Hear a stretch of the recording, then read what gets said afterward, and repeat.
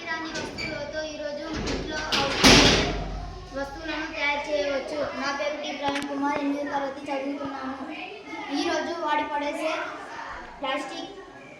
Plastic కవర్లు, shampoo కవర్లు, దాంట్లోనే బ్యాగులు కానీ మిగతా అవసరమయ్యేటివి, ఇంట్లోకి అవసరమయ్యేటివి తయారు చేస్తాము.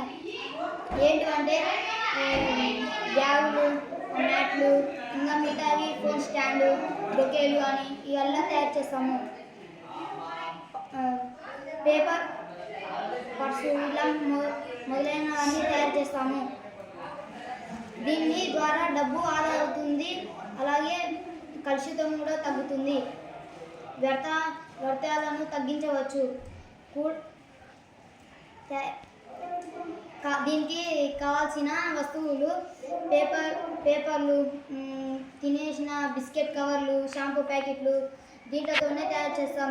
ఏంటివంటే ఇగో ఈ బ్యాగు దాంట్లోతోటే తయారు చేసినది. ఇది మ్యాట్ కూడా పేపర్ తోటి తయారు చేసినది. ఇది గుడ్డే బిస్కెట్ ప్యాకెట్తో తయారు చేసినవి.